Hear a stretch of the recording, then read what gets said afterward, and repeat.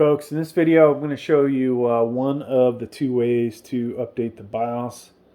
I believe this one has BIOS flashback. So this version though, we're going to update the BIOS using the Q flash. Second video, I will use the BIOS update video. So those will be two separate videos.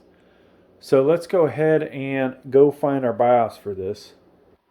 All right, folks, so I'm going to use this. I think it's a Gigastone. It's actually USB 3.0 thumb drive. We're going to stick it in the computer. All right, so we're going to search for, we're actually going to go to Google first, if I can get there. Okay. Yeah, there we go. All right.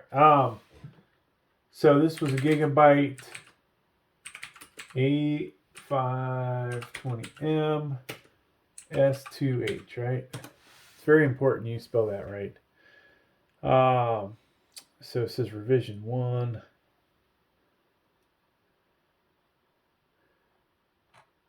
We don't have, I don't know that this is revision 1. I'm going to go ahead and click on this though. So it won't say anything on the box. Let's go ahead and click support. We know that we have, click on BIOS over here, we know we have F1. So this is even before, that was like completely first release. So if you go through these, you always want to read the descriptions, see what's to be gained. They should have added some additional CPUs probably, or yeah, Ryzen 7.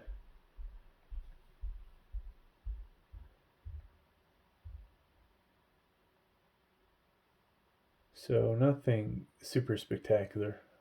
Windows 11. So I'm just going to go ahead and grab, you know, you at home, you would grab the most up-to-date, right? Which this was in February of 2023. I'm going to grab this 15E here. And then I'm going to open it up. First it opens up on my other monitor. I want to extract all. And then we're going to grab this file off here. Let me check my thumb drive out first. All right, so our thumb drive, you know, normally you'd want it to be completely empty. Like I don't want an old, here's another BIOS file that was on here from a different computer, so we want to get rid of that. So I'm just going to copy this file over and paste that in there. All right, now we're ready to do our BIOS update. All right, so I'm going to plug in our thumb drive.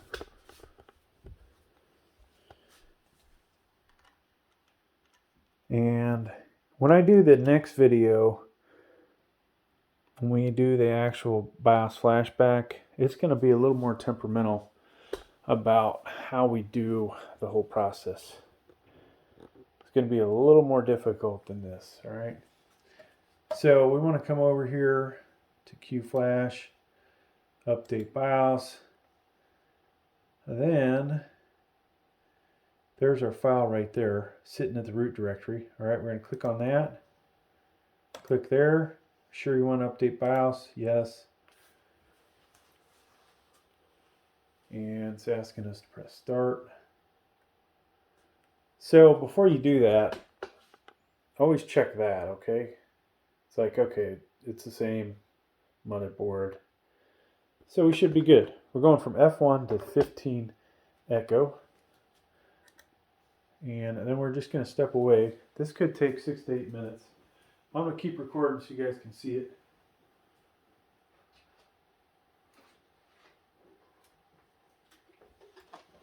Now, hopefully you watch this video before, the whole video before you actually do this.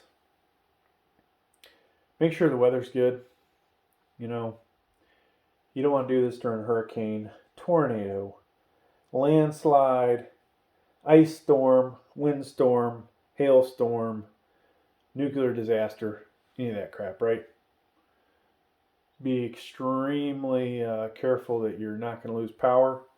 You know, even the simplest rainstorm, you can lose power, right? And you may brick your motherboard.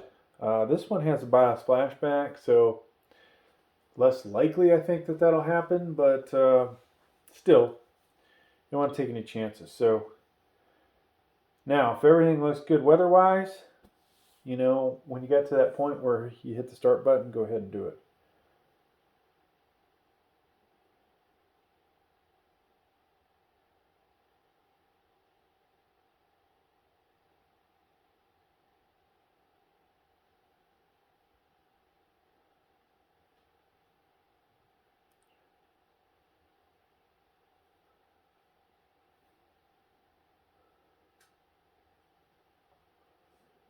All right, so we are getting there.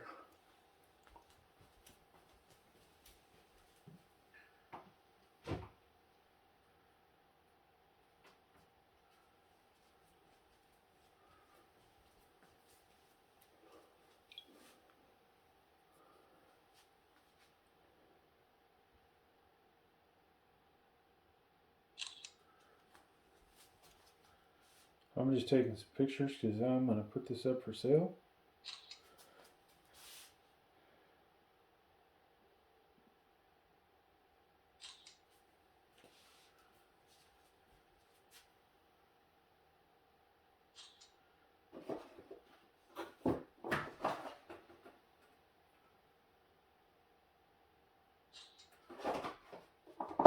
All right, are we done yet, folks? So when it's done with this, it is going to reboot a few times.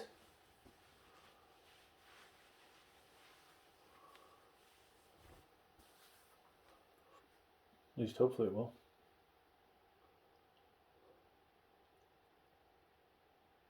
Reboot in 5 seconds.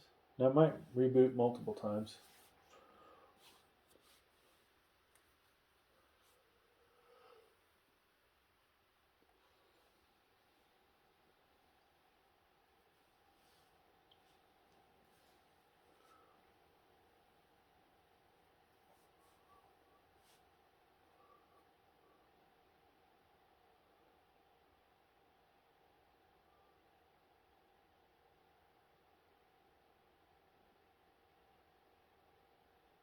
It's kind of surprising for me that I never did a BIOS update video for this.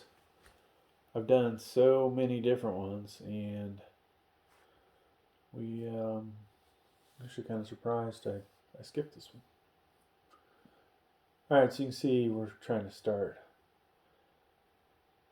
up, reboot and select proper boot device. We only have okay, so we have a thumb drive in here, folks. That could be causing a problem.